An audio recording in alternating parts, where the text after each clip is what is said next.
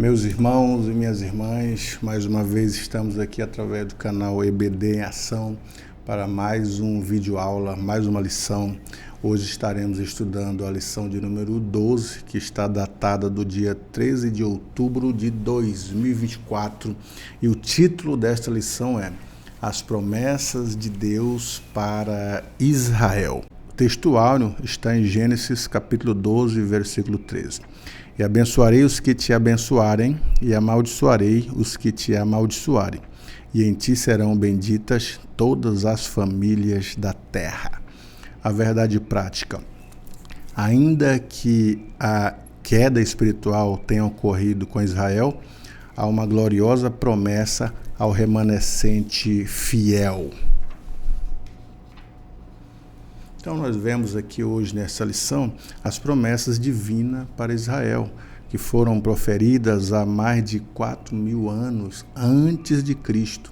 Então tudo começou com Abraão, Deus prometendo a Abraão, fazendo promessas para Abraão, dizendo para Abraão que da semente dele ele faria uma grande nação, porque as nações, as pessoas que viviam na região de Abraão, ali na Mesopotâmia, principalmente ali em Harã, ou antes de Harã, quando ele chegou, todas aquelas famílias já haviam se tornado idólatras, povos que não observaram o favor divino, as promessas divinas e os cumprimentos daquilo que Deus tem para a vida da sociedade, da raça humana. Então Deus chama Abraão e através das promessas para Abraão, que levava uma vida ilibada, uma vida equilibrada, embasada na tradição oral, que ele ouviu falar de Adão, que Adão conversou com Deus e que Adão foi transmitindo para a sua descendência a existência de um Deus poderoso, e ele cria nisso. Por mais que Abraão não tinha um templo, um pastor, as leis, uma Bíblia ou algo que ele pudesse embasar cada vez mais os seus conhecimentos, mas ele tinha na memória dos seus antepassados que passaram para ele a existência de um Deus poderoso e temeu. Mas quando Deus aparece para Abraão, lhe faz promessas, essas promessas se tornaram evidentes na vida de Abraão e ele creu nessas promessas. Então aqui é uma promessa irrevogável. Então Deus faz promessas. Por isso, nessa lição, veremos que muitas promessas de Deus para Israel são irrevogáveis. Elas foram feitas por Deus a Abraão, depois confirmadas a Isaac, filho de Abraão, e a Jacó, depois a Davi, e confirmada com o advento do Senhor Jesus Cristo. Quando ele aparece, todas essas promessas são confirmadas. Então vamos ver aqui nesse primeiro tópico desta lição de número 2, Israel, a promessa da criação de uma grande nação. Está no verso 2 da leitura bíblica que nós fizemos aqui na nossa lição. Diz assim: far-te-ei uma grande nação. Essa promessa tinha como objetivo mostrar a Abraão o propósito de Deus em formar a partir dele uma grande nação, diferente de todas as outras, que era a nação de Israel.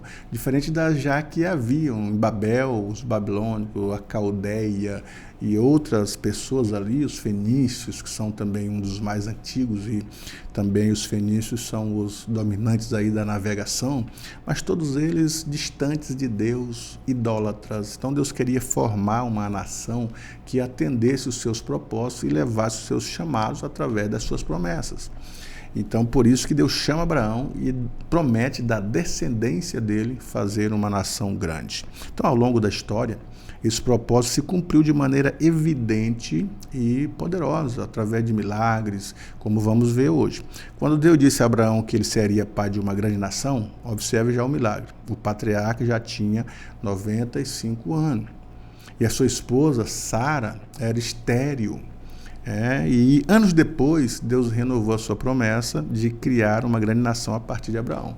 Então aqui já começam os milagres. Além de Abraão ser de uma idade avançada, Sara, além também de ser uma mulher de idade avançada, isto é, cessou o costume das mulheres, passou aquele período de fertilidade das mulheres com possibilidade de engravidar. Além disso, ela era uma mulher estéril. Mas a Bíblia diz que Deus é o Deus que faz a mulher estéril uma alegre mãe de filhos. Então promete para Abraão, mesmo que Sara sorriu, né? Porque ela sabia, eu sou já velha, não tenho mais o costume das mulheres, eu não sou mais fértil. E como que eu vou ter, né, este menino? E ela riu. E por isso o nome de Isaac, para ela sempre lembrar que não se deve sorrir das promessas de Deus. Mas também para mostrar que a mãe de filho estéril, ou aliás, mostrar que a estéril pode ser alegre, sorriso, mãe de filhos, por isso o nome de Isaac. Então já começou ali as promessas cumprindo na vida de Abraão. Esse segundo ponto aí do primeiro tópico. E abençoar-te-ei e engrandecerei o teu nome, e tu serás uma bênção.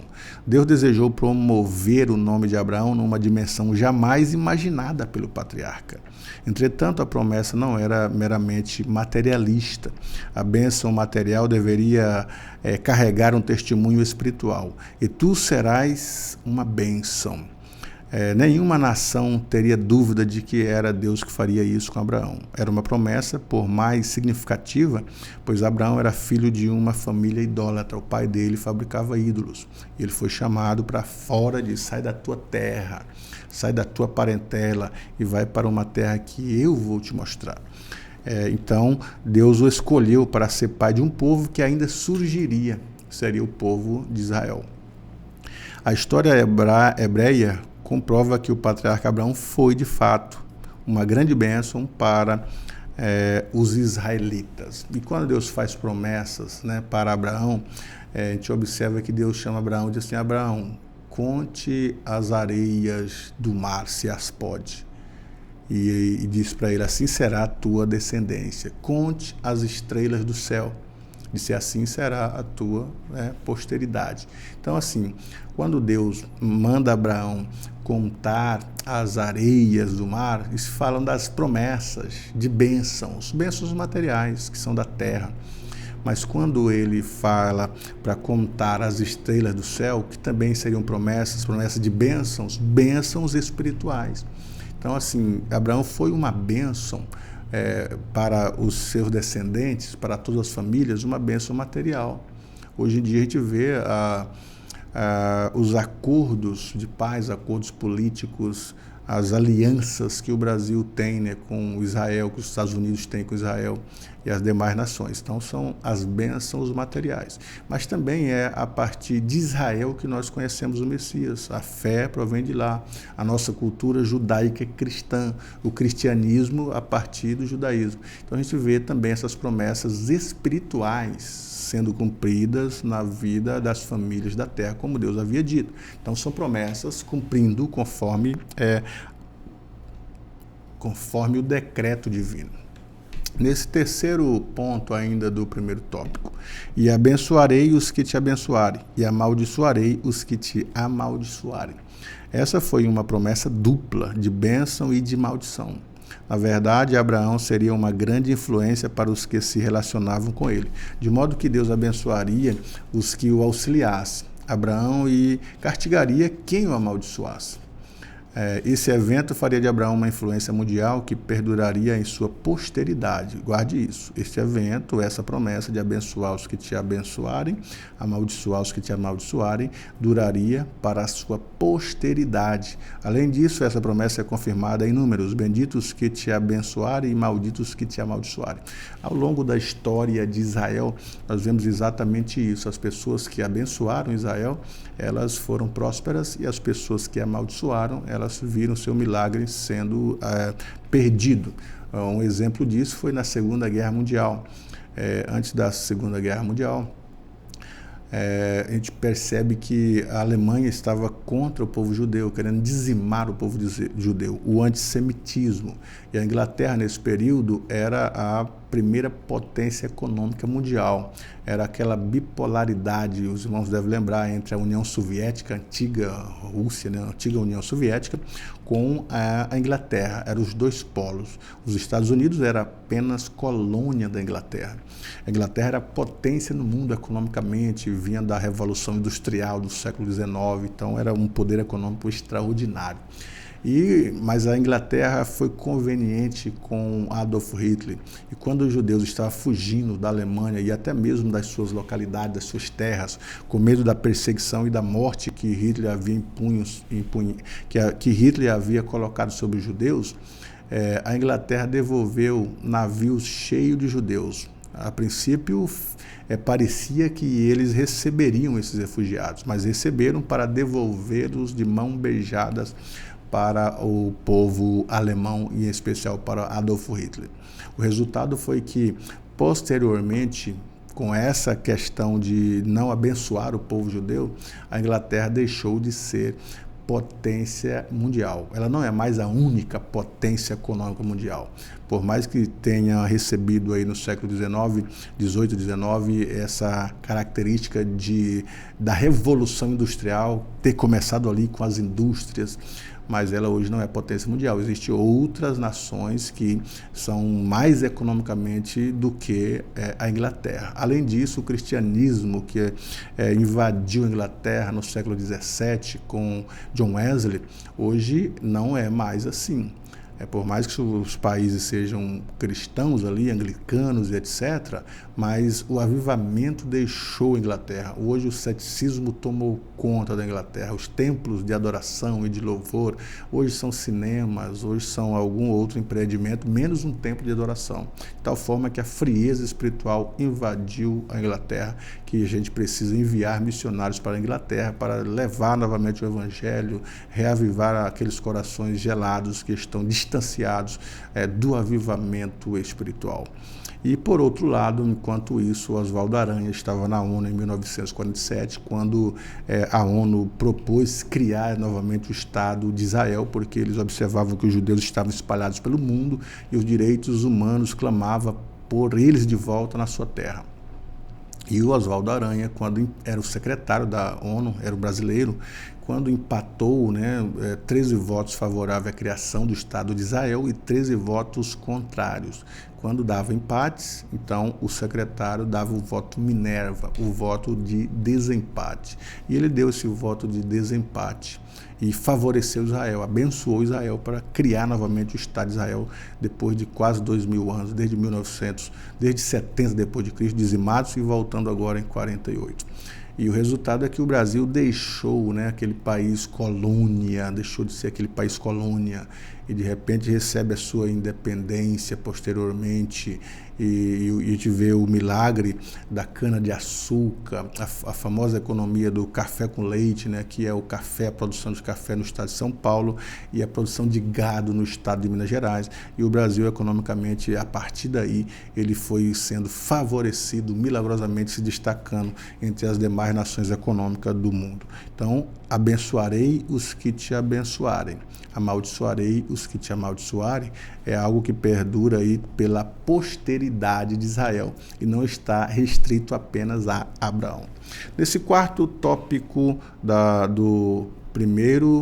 nesse quarto ponto do primeiro tópico, e em ti serão benditas todas as famílias da terra. Essa promessa é considerada uma segunda profecia das Escrituras e está registrada em Gênesis 3:15. Podemos ter essa confirmação por meio da carta de Paulo aos Gálatas, em que uma bênção espiritual viria por meio de um descendente de Abraão, o pai dos israelitas. Essa bênção diz respeito ao advento do Senhor Jesus Cristo, sua boa notícia oferecida a todas as nações. Então, quando Cristo veio, em ti serão benditas todas as famílias da terra. As famílias foram abençoadas com o advento de Cristo, a chegada do Criador, e ele vem da tribo de Judá, o leão da tribo de Judá, abençoando, salvando, curando. Foi milagres, foram bênçãos nesses dias que ele veio, e até hoje, é uma bênção que foi decretada, determinada e chegou um cumprimento para nossas vidas. Vamos para o segundo tópico da nossa lição, outras promessas a Israel. E o primeiro ponto desse segundo tópico é a promessa de um filho a Abraão. Além das solenes promessas de Deus a Abraão, o Senhor prometeu-lhe um filho. A promessa pareceu estranha ao patriarca, pois, como vimos anteriormente, ele era avançado em idade, sua esposa também, além dela ser estéril. Então o pai da fé argumentou com Deus que provavelmente seu servo Eliezer seria seu herdeiro. No entanto, o Senhor assegurou-lhe que não. Deus iria cumprir a sua grandiosa promessa na vida de Abraão. O filho da promessa, portanto, seria Isaque. Por mais que Abraão tentou argumentar, disse, eu já sou velho, minha senhora também já não é mais fértil e, além disso, estéril. O Senhor Deus assegurou que seria da semente dele com Sara. Então, o Senhor faz promessa, decretou as promessas e cumpriu essas promessas na vida de Abraão. E o segundo ponto do segundo tópico, a promessa de um filho a Isaque. Deus não se esquece de sua promessa. Após a morte de Sara, Abraão casou-se com Quetura. Ele tinha mais de 100 anos e teve 6 filhos com ela. Antes de morrer, Abraão providenciou uma esposa para Isaque por intermédio de Eliezer, seu servo. Este foi a Mesopotâmia e lá, por direção de Deus, encontrou uma esposa, que era Rebeca, para o filho de seu senhor, e a levou a Isaque, que se casou com ela.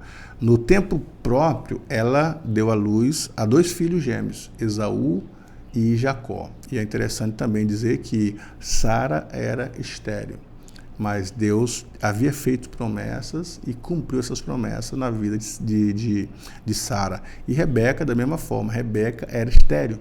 E já diferente de Abraão, Isaque orou.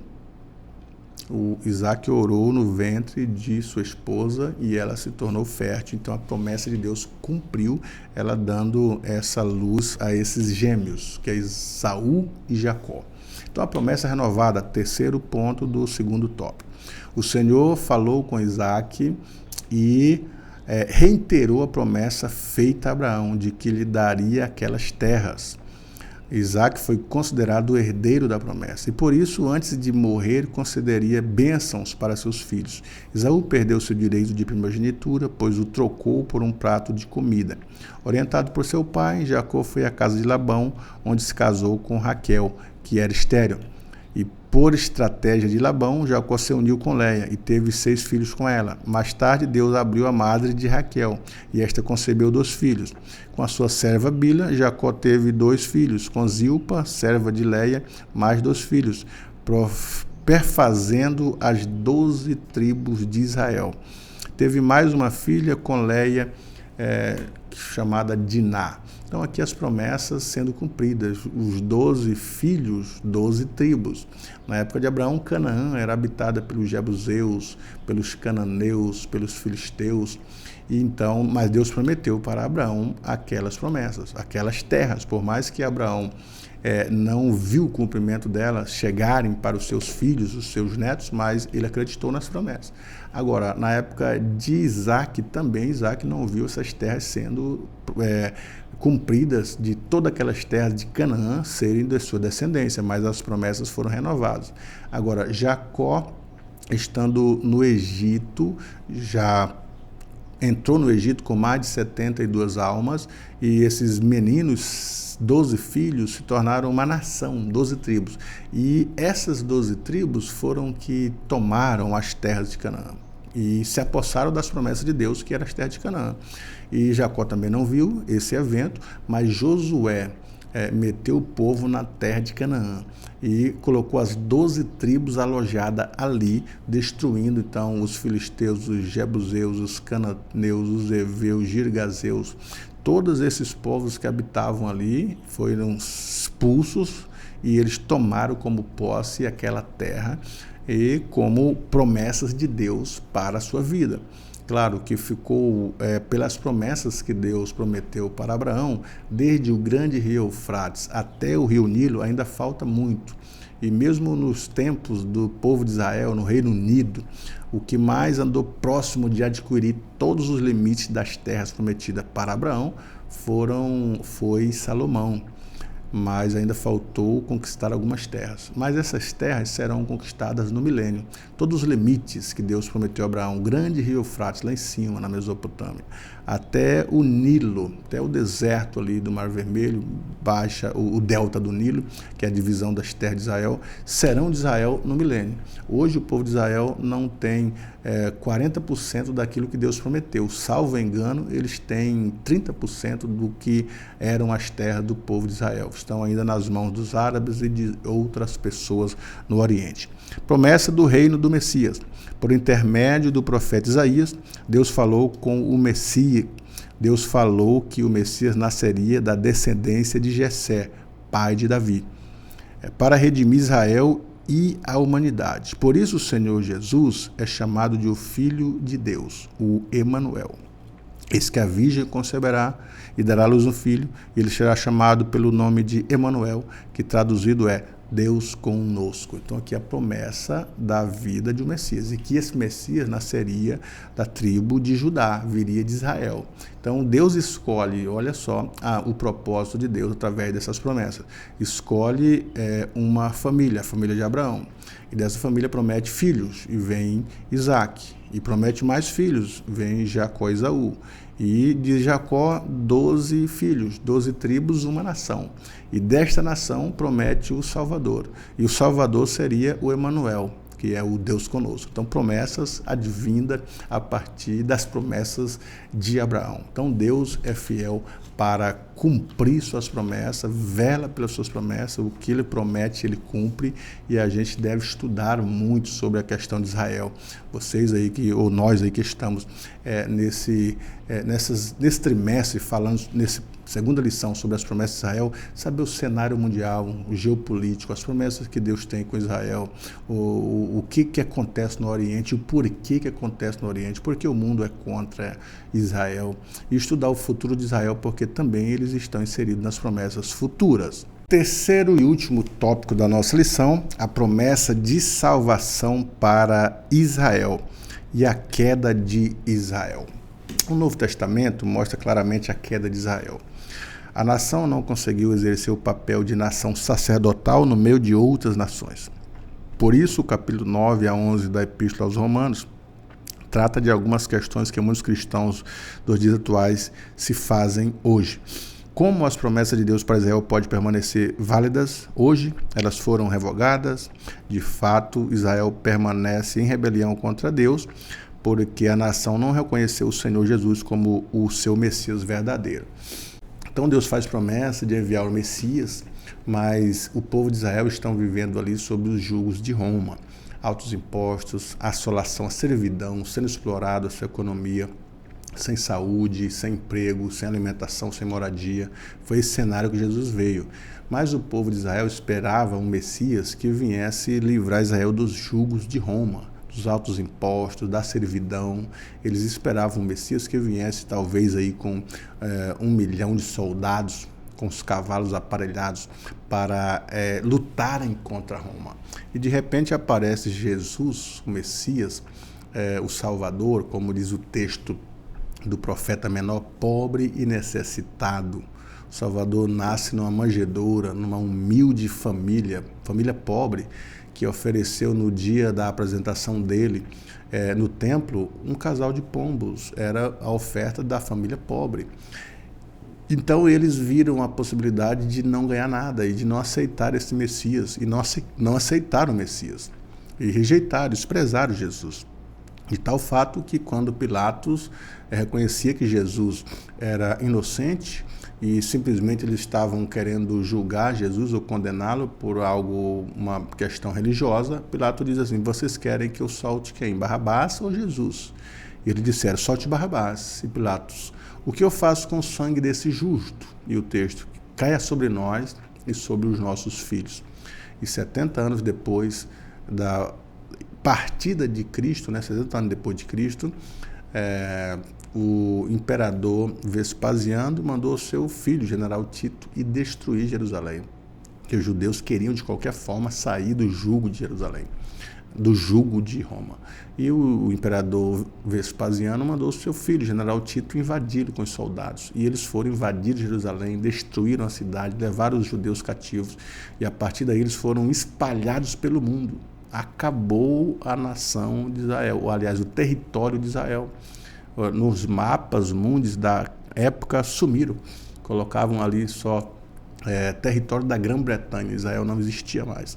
E eles passaram aí quase 2000 anos sofrendo, que é um outro milagre, que é um outro estudo que nós devemos fazer sobre a situação dos judeus no mundo a partir da diáspora. Nesse segundo tópico, a tristeza de Paulo por Israel. Capítulo 9 de Romanos revela a demasiada tristeza do apóstolo pelos judeus que não conhecem a Cristo. Sim, os judeus que não conhecem a Cristo estão em uma situação muito difícil, pois o Senhor Jesus, descendente diretamente deles, segundo a carne, esse sentimento de tristeza e ao mesmo tempo uma atitude piedosa de sofrer pela salvação dos judeus deve ser um compromisso permanente de cada cristão para a evangelização dos judeus. Porque os judeus não acreditaram em Jesus, não aceitaram, mataram o Messias. Foram os judeus que, aliás, mataram em partes, né? Porque ele se entregou. Mas eles rejeitaram o Messias, rejeitaram sua palavra, rejeitaram suas promessas. O povo de Israel preferiu viver na obscuridade e não aceitam as promessas do Messias e nem que ele é o Salvador.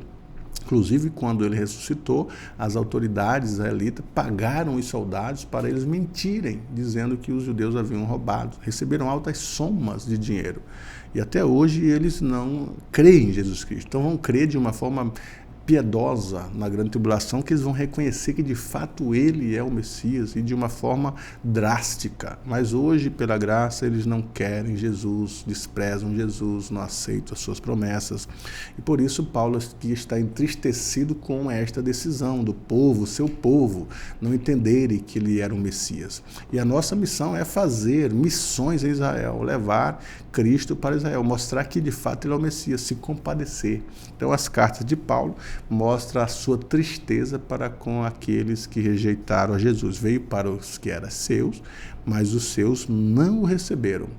Mas a todos quanto receberam, deu-lhes o poder de serem feitos filhos de Deus. Então Deus vinha tratando com Israel, o relógio de Deus com Israel parou a partir do momento que eles desprezaram o Messias.